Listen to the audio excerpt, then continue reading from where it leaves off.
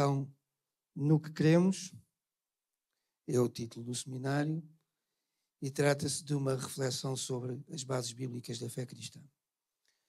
A nossa epígrafe, ou seja, o nosso versículo que contextualiza todo o pensamento deste seminário, encontra-se em 1 de Pedro, capítulo 13, versículo 15.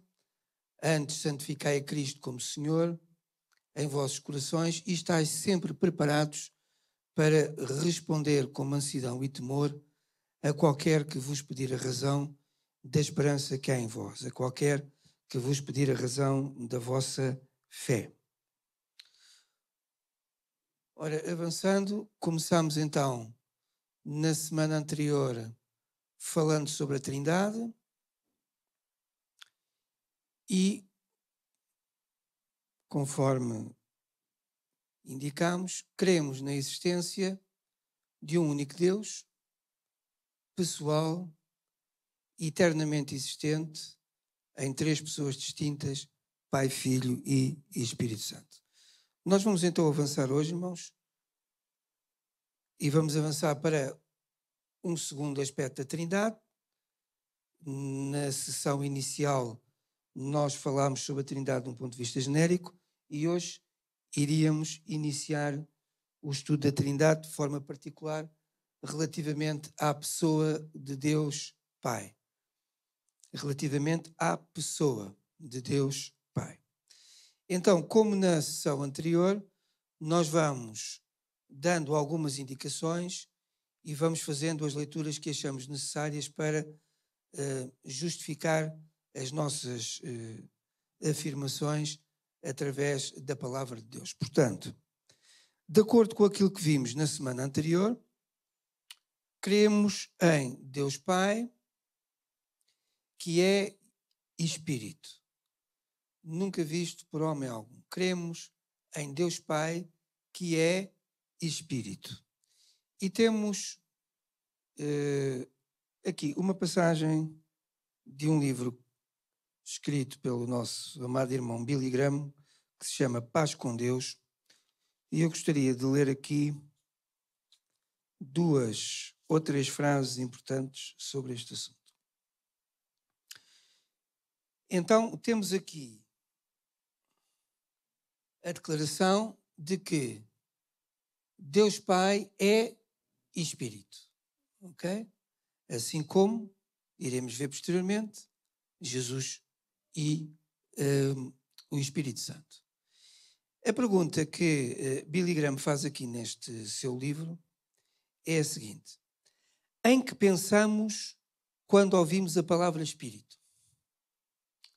Okay? Agora cada irmão refletirá consigo mesmo.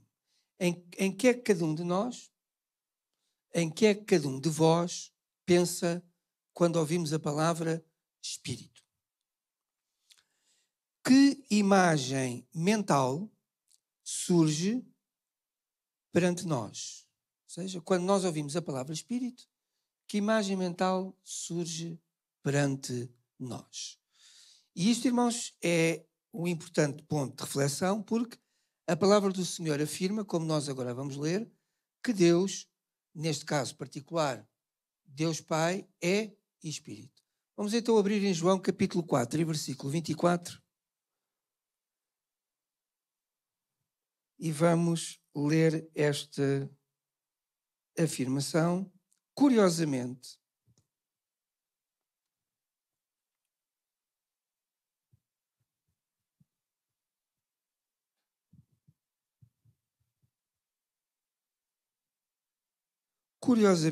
esta afirmação de Jesus, ela é feita no episódio em que Cristo está a falar com a mulher junto ao poço de Sicar. João 4, 24.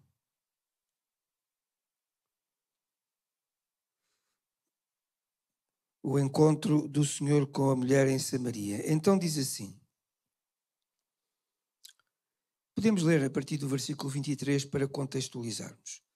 Mas a hora vem, e agora é, em que os verdadeiros adoradores adorarão o Pai em espírito e em verdade, porque o Pai procura a tais que assim o adorem. Deus é espírito, e importa que os que o adorem em espírito e em verdade. Portanto, temos aqui esta declaração pelo próprio Senhor de que Deus é espírito. E temos aqui um asterisco, temos aqui uma nota que remete para esta frase. Deus é espírito, Deus é desprovido de corpo físico. Então, regressamos às duas perguntas colocadas por Billy Graham. Em que pensamos quando ouvimos a palavra espírito? Que imagem mental surge em nós quando ouvimos esta palavra?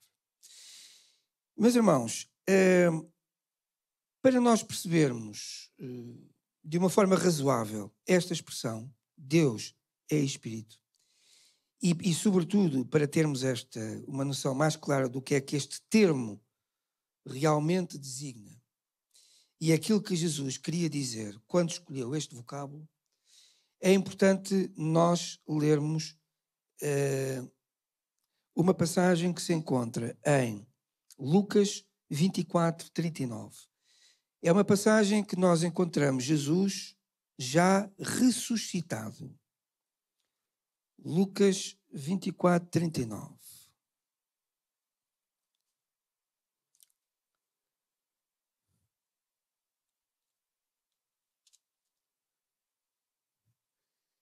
Uma passagem pós-ressurreição, já encontramos o Senhor ressuscitado. E então, 24, 39, Jesus aparece aos discípulos. Podemos ler a partir do 36 também para contextualizarmos. E falando eles, os discípulos, destas coisas, acerca da crucificação e da ressurreição do Senhor, o mesmo Jesus se apresentou no meio deles e disse-lhes: paz sejam convosco. E eles, espantados e atemorizados, pensavam que viam algum espírito. E ele lhes disse: por que estáis perturbados? E por que sobem tais pensamentos aos vossos corações? E agora aqui o versículo 39 é importante. Vede as minhas mãos e os meus pés, que sou eu mesmo. O Senhor chama esta atenção para eles verem no seu corpo ressurreto as marcas da crucificação. Certo, irmãos? Para eles verem no seu corpo, atenção, no seu corpo ressurreto as marcas da crucificação. Vede as minhas mãos e os meus pés, que sou eu mesmo. Apalpai-me. Ok? Apalpai-me. E vede, pois um espírito não tem carne, nem ossos, como vedes que eu tenho. Ok, irmãos? Isto é Jesus a falar com os discípulos, numa altura em que apareceu aos discípulos já pós-ressurreto, no seu corpo glorificado. Okay? No seu corpo glorificado. E, portanto, irmãos, quando nós dizemos, aliás, quando as Escrituras em 4:24, pela boca do próprio Senhor diz que Deus é Espírito, o que ele está a dizer de forma claríssima é de que um Espírito não tem corpo. Ok? Um Espírito não tem corpo. Como vedes que eu tenho, diz o Senhor, no seu corpo ressurreto. Porque o Senhor morreu em corpo, ressuscitou em corpo glorificado. O corpo é o mesmo, está glorificado. Não está sujeito ao tempo, nem está sujeito ao espaço. Mas é o mesmo corpo. Vede que sou eu. Olha para as minhas mãos, olha para os meus pés. Apalpai-me. E vede, o que é que diz aqui? é o 39. E vede, pois, um espírito não tem carne nem ossos, como vedes que eu tenho. É o mesmo corpo, mas glorificado. Será o corpo que nós teremos no céu. O mesmo corpo, mas glorificado. Não sujeito ao tempo, nem sujeito ao espaço. Agora, atenhamos à circunstância que nós estamos. Então, quando nós dizemos que Deus é Espírito, entendemos então, pensemos na segunda pergunta de Billy Graham, que imagem mental surge perante nós. Então, podemos agora afirmar, a partir de Lucas 24, 39, de acordo com as declarações do Senhor, apalpai-me e vede, pois um espírito não tem carne nem ossos, como vedes que eu tenho. Então, podemos estar certos de que um espírito não tem corpo. É exatamente o oposto de corpo. A noção bíblica de espírito, neste caso, é exatamente a noção oposta de corpo. No entanto, como vimos na sessão anterior, o espírito tem existência, tem poder e, do ponto de vista da Trindade, é também um ser pessoal, como nós vimos. Ok, irmãos? Portanto, naturalmente que quando nós pensamos nestas coisas, estamos sempre muito limitados pela natural finitude da nossa capacidade de pensar. Mas é isto que a Bíblia diz, certo? E para rematar este assunto, o Billy Graham tem aqui uma recordação da sua mãe que diz alguma coisa de muito interessante sobre isto, sobre este assunto. Estou eternamente grato à minha mãe por muitas coisas, mas uma das bênçãos mais perduráveis que ela trouxe à minha vida foi ensinar-me, quando eu tinha 10 anos, que Deus é Espírito, infinito, eterno e imutável. Que Deus é Espírito, infinito, eterno e imutável. E é só desta maneira, irmãos, que nós conseguimos, apesar das nossas limitações, entender a possibilidade divina de ser omnipresente, omnisciente e omnipotente. Exatamente porque o Espírito não tem corpo físico. Por isto mesmo, pela sua natureza espiritual, Deus Pai nunca foi visto por homem algum. Deus Pai nunca foi visto por homem algum. João 1,18. Vamos ler, irmãos. É muito importante que nós façamos estas leituras para os irmãos verem onde os versículos se encontram e eventualmente fazer alguma anotação. João 1,18. Porque, irmãos, nós estamos a estudar, estamos a relembrar, estamos a refletir sobre as bases da nossa fé. Lembram-se da nossa epígrafe? Devemos estar preparados, devemos estar sempre preparados para, com mansidão, e temor no sentido de termos a consciência de, dentro daquilo que sabemos, dizemos o que é correto, não é? Com mansidão e temor, explicarmos aos outros a razão da nossa fé, a razão da esperança que há em nós. E, portanto, João 1,18 diz assim: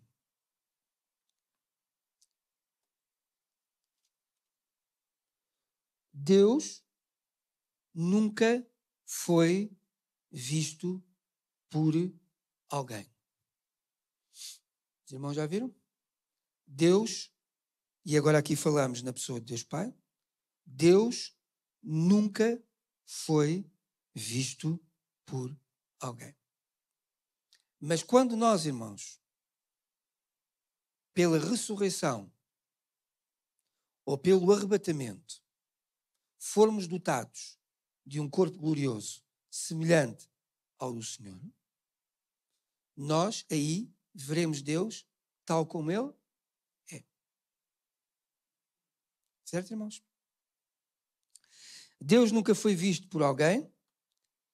E depois temos aqui um remate que entra já numa categoria posterior. O Filho unigênito que está no seio do Pai, esse o fez conhecer. Mas aqui para nós, nesta fase, o que nos interessa é isto. Deus Pai nunca foi visto por homem algum. Então, nós temos o seguinte. Portanto, cremos em Deus Pai, uma das pessoas da Trindade, que é Espírito, mas que foi revelado em carne por seu Filho Jesus Cristo. Okay? Nunca foi visto por homem algum, não será visto por homem algum, até que todas as coisas sejam consumadas. Deus Pai, que é Espírito e revelado em carne por seu Filho Jesus Cristo. Foi o versículo inicial que nós acabamos de ler. A segunda parte do verso 1 do capítulo 1, versículo 8. Deus nunca foi visto por alguém, contudo, atenção irmãos, esta adversativa, contudo, o Filho unigênito que está no seio do Pai, esse o revelou. Deus Pai é revelado a nós naquilo que é necessário que nós conheçamos através da pessoa de Cristo. Outra passagem sobre este assunto tão importante, João 12:45. Os irmãos podem acompanhar, por favor. João 12:45.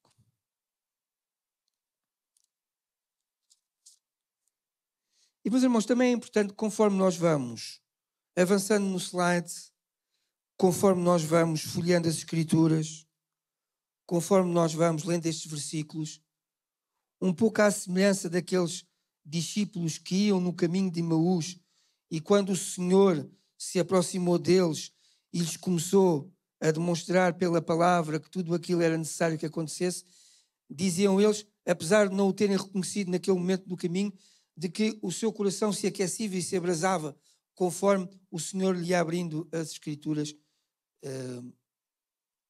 no seu discurso. E, meus irmãos, que estas leituras também possam fazer crescer em nós e aprofundar em nós a nossa fé.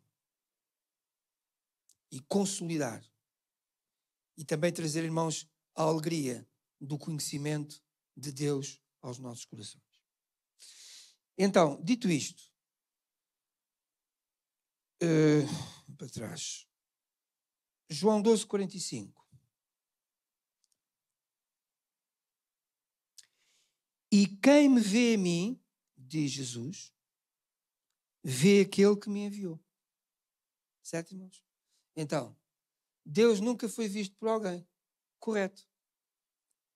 Mas, quem vê Jesus, ou seja, nós hoje, que não temos Cristo fisicamente entre nós, quem o conhece a Ele, quem vê Jesus, vê aquele que me enviou. Quem conhece Cristo, conhece necessariamente o Pai. Porque o Pai foi revelado por seu Filho, Jesus Cristo. Certo, irmãos? Portanto, o Filho unigênito que está no seio do Pai, esse o revelou. E quem me vê a mim, quem a mim me conhece, quem em mim crê, vê aquele, conhece aquele que me enviou. E quem enviou Cristo foi Deus Pai. João 14:9.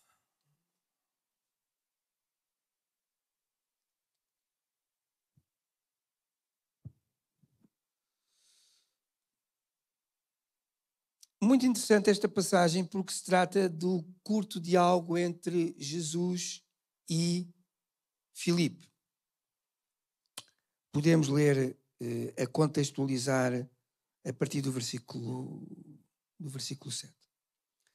Se vós me conhecesseis a mim, cá está, também conhecerias o meu Pai.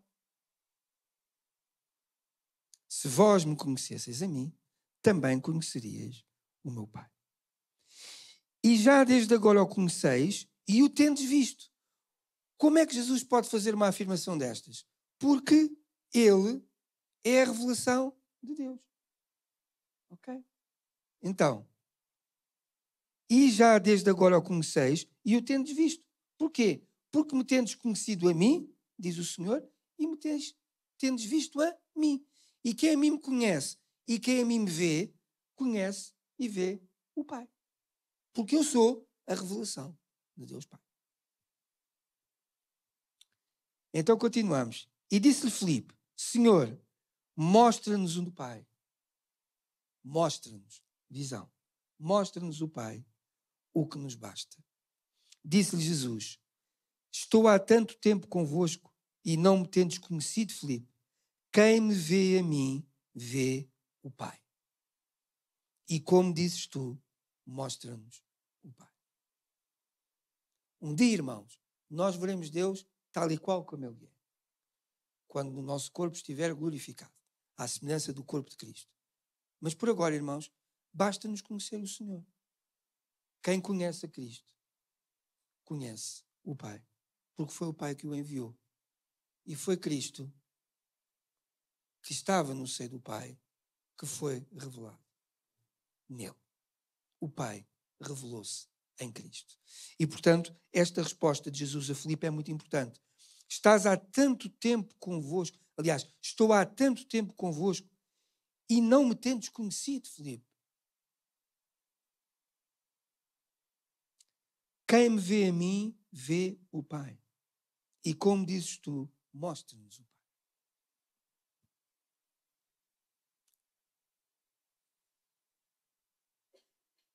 Então, irmãos, avançamos.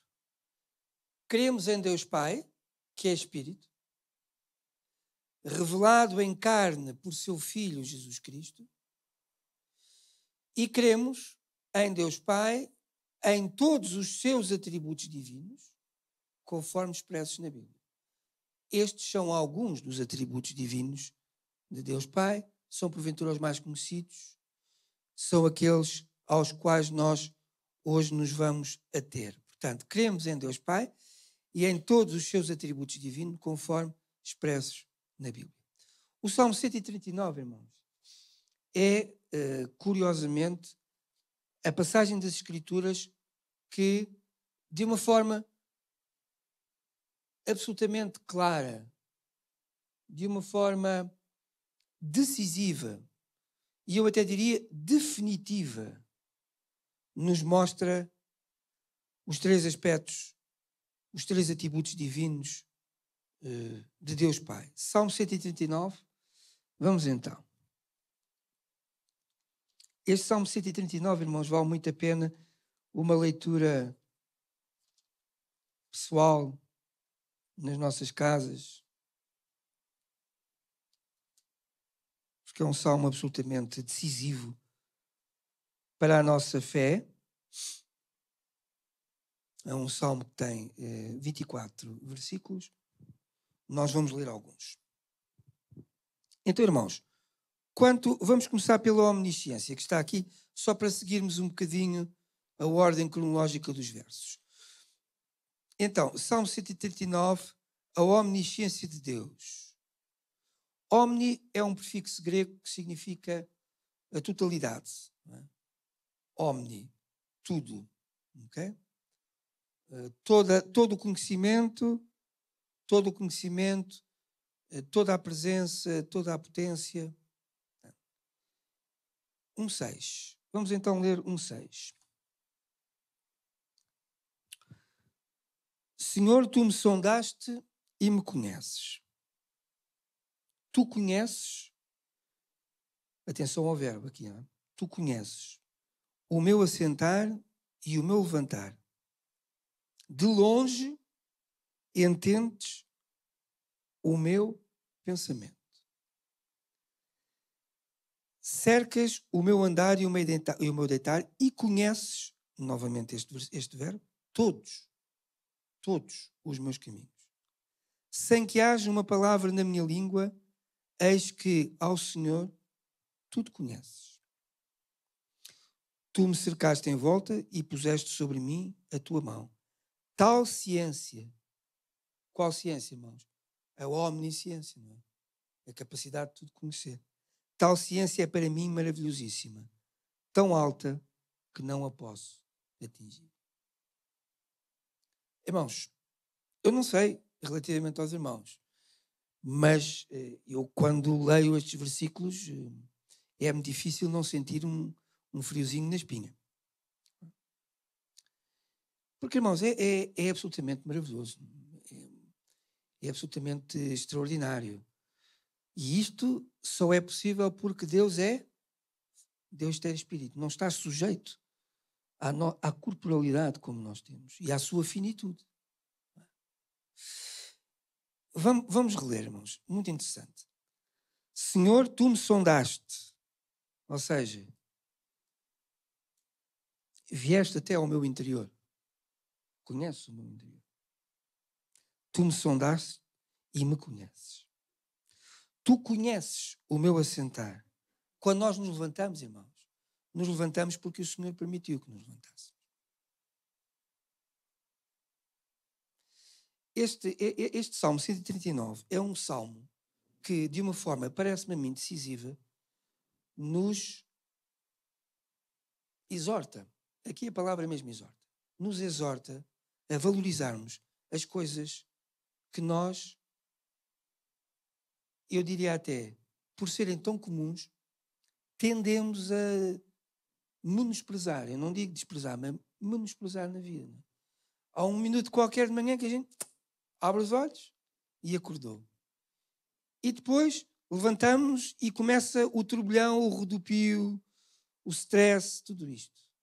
E esquecemos que abrimos um olhinho porque o Senhor nos permitiu que o fizéssemos. Porque senão não tínhamos aberto o olhinho. Certo? Tu conheces o meu assentar e o meu levantar, de longe. Irmãos, este versículo é ao mesmo tempo, deve inspirar ao mesmo tempo em nós gratidão e temor. Gratidão, porque o Senhor de longe entendes os meus pensamentos e ainda vai a tempo para o mudar. E porventura impedir-nos de fazermos um grave disparate, por exemplo. Mas também temor, exatamente por isso mesmo.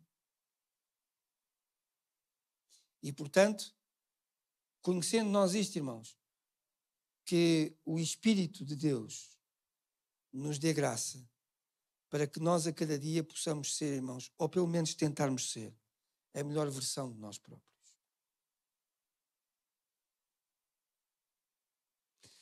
De longe entendes o meu pensamento. Cercas o meu andar e o meu deitar e conheces todos os meus caminhos. Conheces todos os meus caminhos. Aqueles que já percorremos, aqueles que pensamos percorrer, aqueles que efetivamente estamos a percorrer, e o Senhor já conhece aqueles que porventura nós iremos percorrer. Sem que haja uma palavra na minha língua, eis que, ó Senhor, tudo conheces.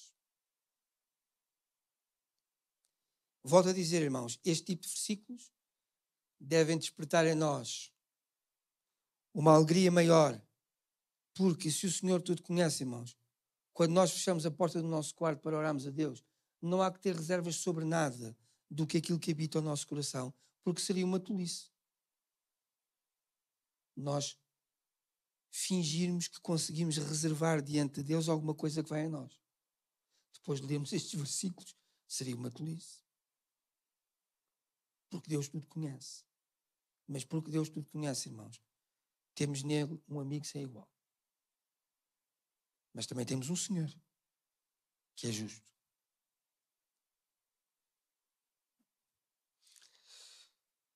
Tu me cercaste em volta e puseste sobre mim a tua mão. Tal ciência é para mim, os irmãos reparem o grau do adjetivo, maravilhosíssima.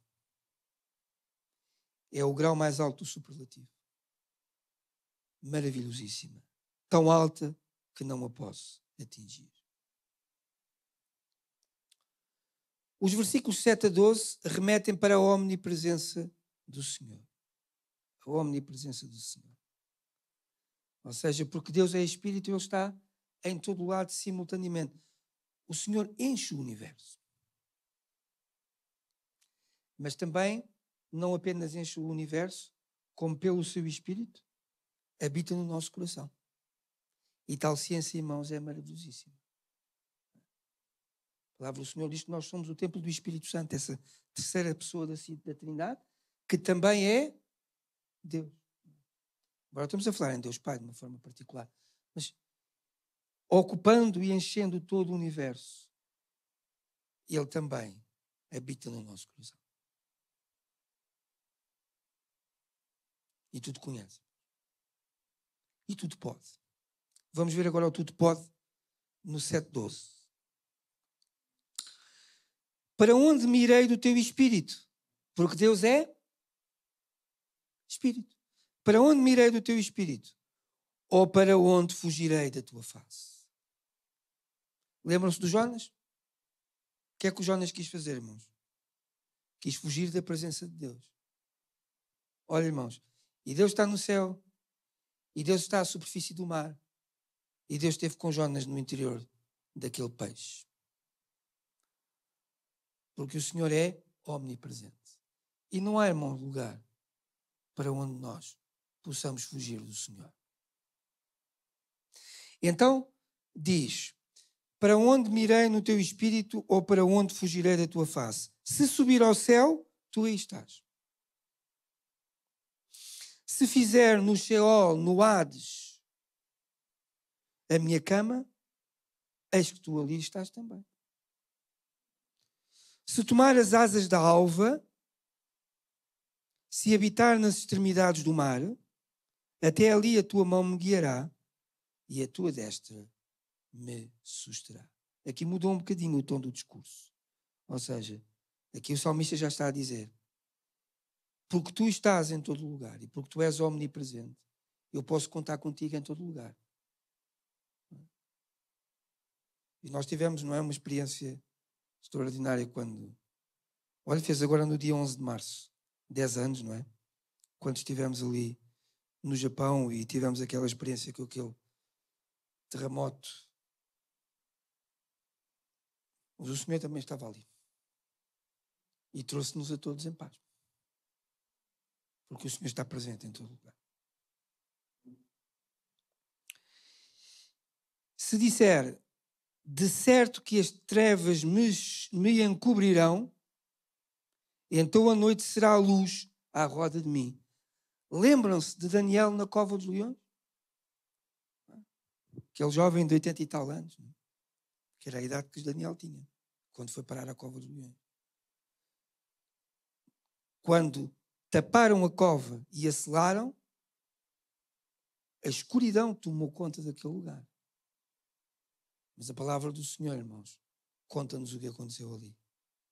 E, meus irmãos, o salmista estava aqui a dizer, de certo que, se eu disser, de certo que as trevas me encobrirão, mesmo nas trevas mais negras, a noite será luz à roda de mim, porque tu estás ali. Como teve com Daniel, na escuridão da cova. Nem ainda as trevas me escondem de ti, mas a noite resplandece como o dia, e as trevas e a luz são para ti a mesma coisa. Outro versículo sobre a omnipotência. Vamos ler aqui ainda sobre a omnipotência de Deus, para não andarmos para trás e para a frente. 13:16 no mesmo salmo. Agora sobre a onipotência. 13:16. Pois possuíste os meus rins, entreteceste-me no ventre de minha mãe. Irmãos, nós hoje temos, por causa do desenvolvimento da ciência e sobretudo da ciência aplicada, e quando nós falamos de ciência aplicada falamos de tecnologia, não é? sobretudo com o desenvolvimento das ciências médicas e com a aplicação das ciências médicas fundamentais na tecnologia, nós hoje tendemos um bocadinho a ter aquela noção de que somos de tudo sabedores. E então, eu lembro-me, eu ainda fiz parte de uma geração que nasceu em casa, eu nasci em casa, e não havia ecografias, nem coisa do género, não é? Mas hoje já é, inclusive, ecografias 3D, portanto já se pode ver tudo e umas botas, partindo do princípio que a criança já vem calçada, não é? Já se pode ver tudo e umas botas acerca da criança. E depois, quando olhamos para ali, parece que já sabemos que aquilo para nós já é uma coisa. Irmãos, o que é isso? Pensa-me, mas o que é isso, irmãos? A formação de uma criança, de todas as crianças no ventre da sua mãe, continua a ser um milagre, irmãos, continua a ser um mistério. Nós hoje já conseguimos produzir, e o termo é mesmo este, produzir bebés em ambiente laboratorial, não é? Aquilo que no princípio se chamava os bebés proveta, não é? Mas o princípio da vida, o óvulo materno e o espermatozoide masculino, o sêmen masculino, esse encontro continua a ser o encontro inicial da vida, irmão.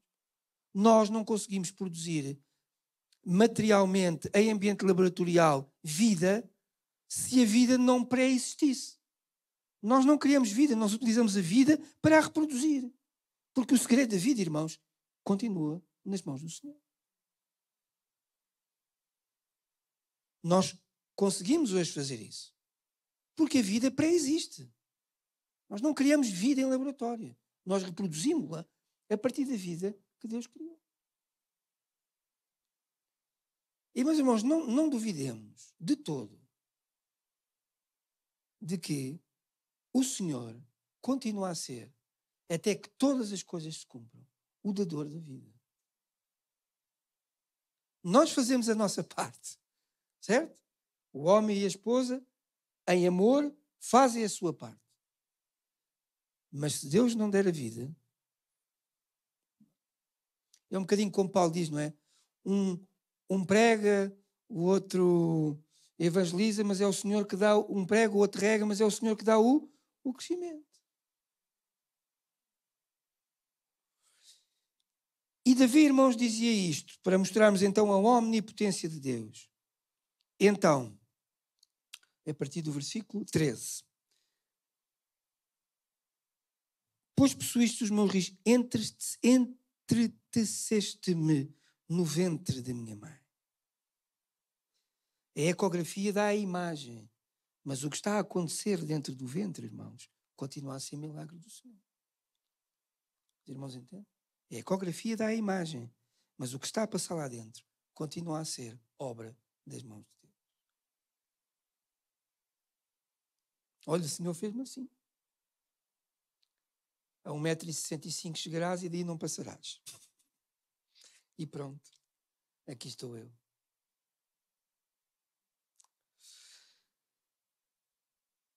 Eu te louvarei porque de um modo terrível. Terrível no sentido maravilhoso, de um modo terrível e tão maravilhoso fui formado. Maravilhosas são as tuas obras e a minha alma o sabe muito bem. Irmãos, o que é isso de fazer um osso? Vamos lá pensar um bocadinho, mas agora já se consegue fazer ossos artificiais e até vários órgãos e veias e tudo. Mas isso só é possível porque a vida pré-existe a isso. Nós não inventamos nada. Ou inventamos a partir do que existe. Reproduzimos.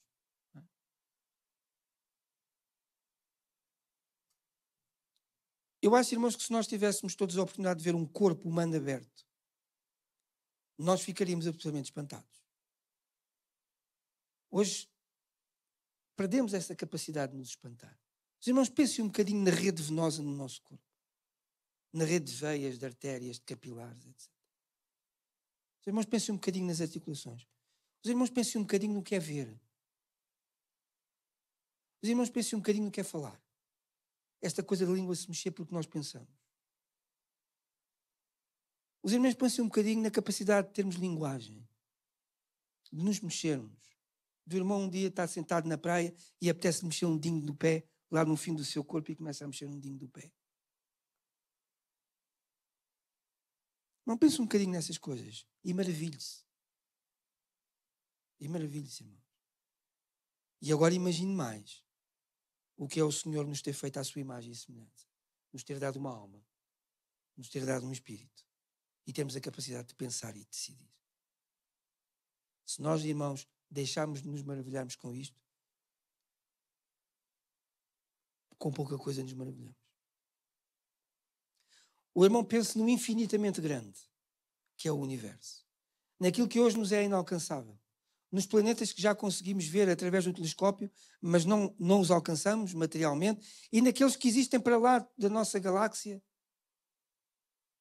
e nos milhares de milhões de estrelas, e de tudo aquilo que ainda não conhecemos, o irmão pensa no infinitamente grande. E agora pensa no infinitamente pequeno, que é aquilo que é invisível aos nossos olhos. Olhe, para mal dos nossos pecados, como costumamos dizer, pense no Covid. Nos milhares de milhões de bactérias e de vírus que andam por aí. Nas células do nosso corpo, irmãos, que faz com que nós vivamos. O irmão olha para si, quando está a tomar banho não vê células, não é? Mas todo o nosso corpo é feito de células. O Senhor é o Deus do infinitamente grande, irmãos, e do infinitamente pequeno. O Senhor é o Deus do visível e é o Deus do invisível. Tudo aquilo que nos mantém vivos, irmãos, é invisível. O irmão, olha lá para mim, consegue olhar cá para dentro e ver os meus pulmões a respirar. O irmão consegue ver o sangue a correr nas minhas veias. O irmão consegue ler os meus pensamentos. O irmão consegue perceber o que é que eu estou a ver. E a interpretação do que vejo. E porque é que eu escolho mexer-me assim e não de outra maneira?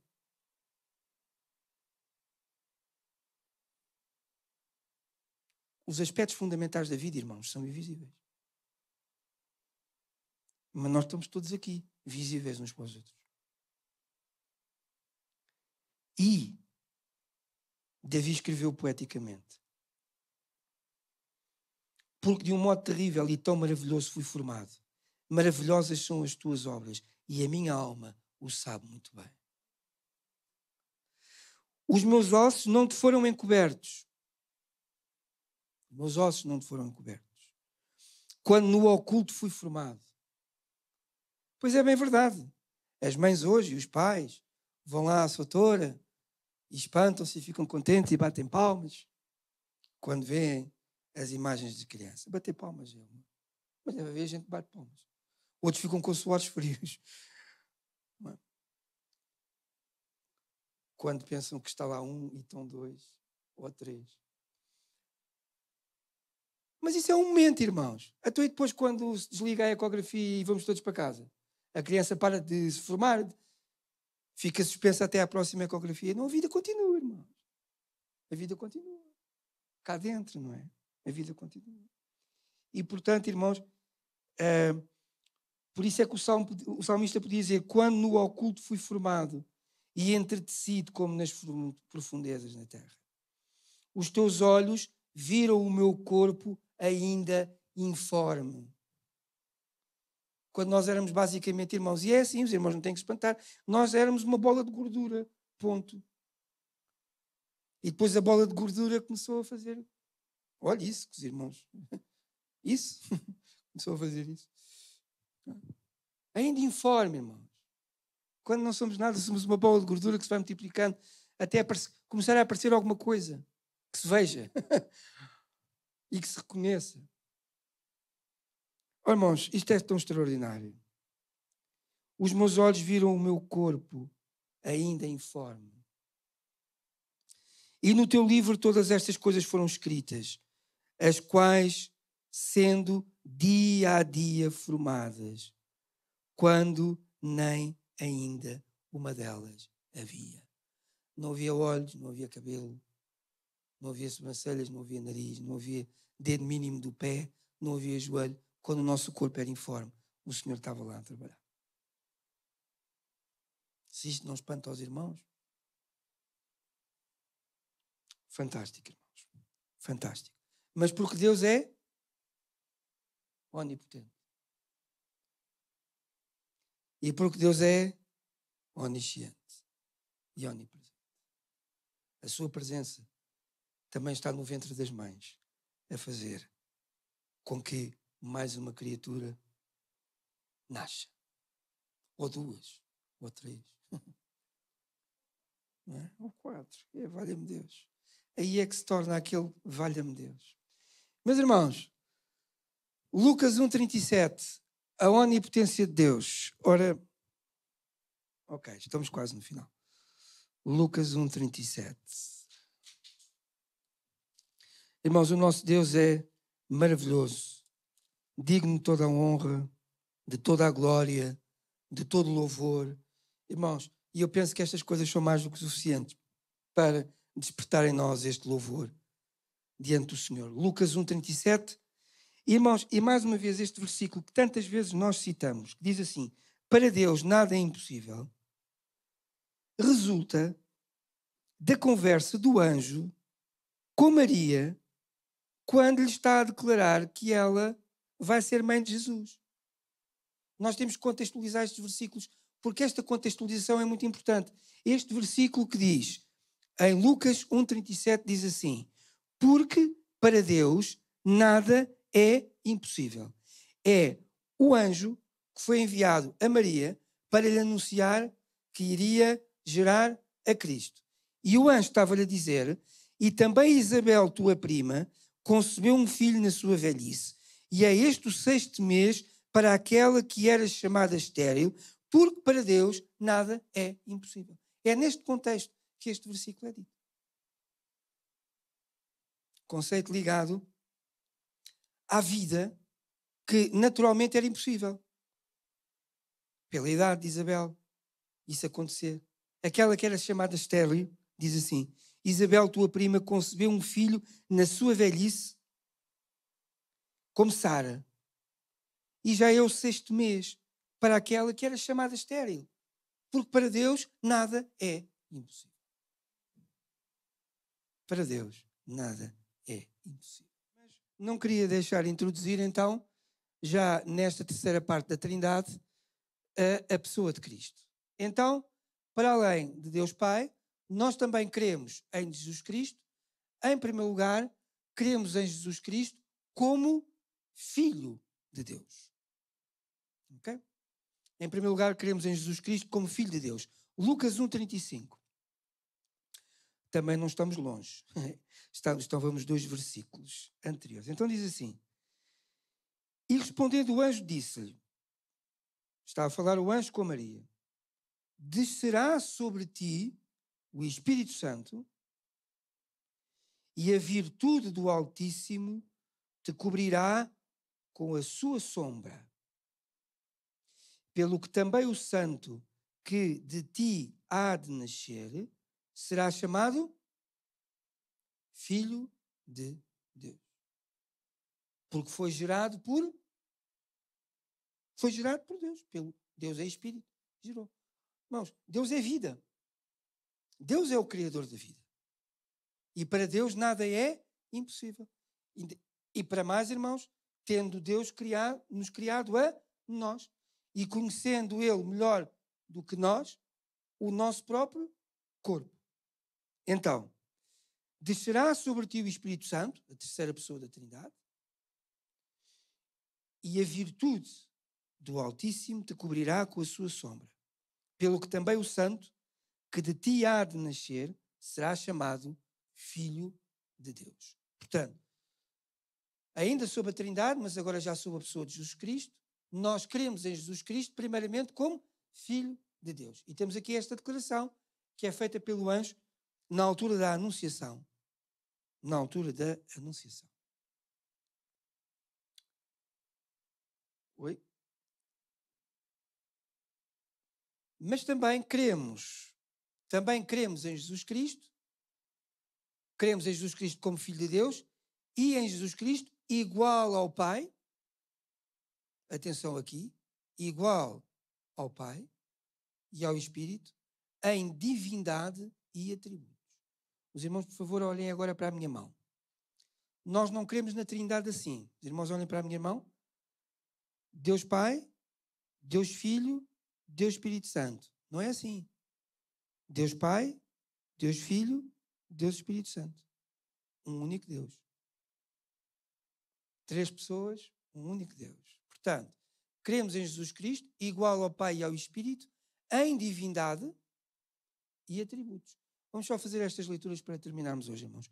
João 1, 1 a 3. João 1, 1 a 3. Todos nós sabemos isto. No princípio era o Verbo, e o Verbo estava com Deus, e o Verbo era Deus. Atenção ao 2. Ele estava no princípio com Deus. E agora o 3. Todas as coisas foram feitas por ele, e sem ele, nada do que foi feito se fez. Mas atenção ao versículo 1. No princípio era o Verbo, e o Verbo estava com Deus, e o Verbo era Deus. Ok? Portanto, irmãos, Jesus Cristo igual ao Pai e ao Espírito, ou seja, Jesus Cristo, Deus, em divindade e atributos. Omnisciente, omnipresente, omnipotente. Por exemplo, o Senhor perdeu parte da sua capacidade de omnipresença durante o seu ministério terreno, porque estava sujeito a este corpo. Não é verdade? Mas depois, quando o seu corpo foi glorificado após a ressurreição, vimos que o Senhor aparecia em espaços interiores, portanto as portas e as paredes não eram obstáculo para ele. Mas podíamos apalpar o seu corpo. Tinha ossos e tinha sangue, mas estava glorificado. Então reparem, e Filipenses 2, 5 a 11. E vamos terminar.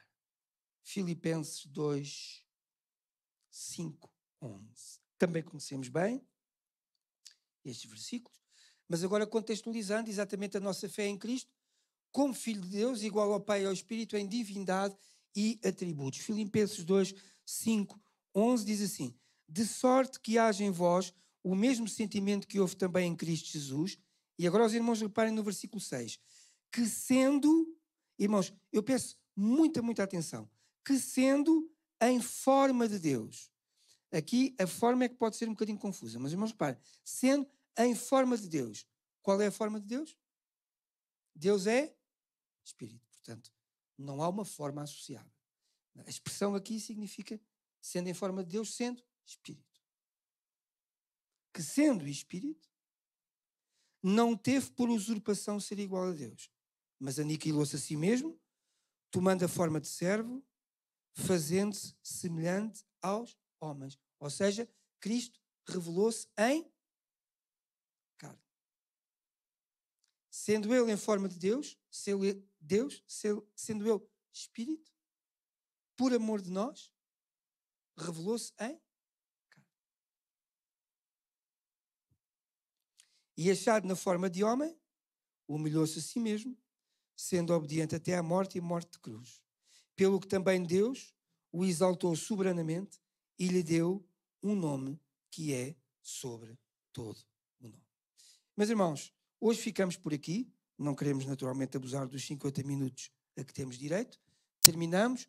Na próxima sessão vamos continuar ainda a pensar sobre a pessoa de Cristo e vamos terminar o estudo da Trindade com a pessoa do Espírito Santo para avançarmos sobre os aspectos fundamentais da nossa fé. Deus ricamente vos abençoe. Uma boa semana para cada um de vós.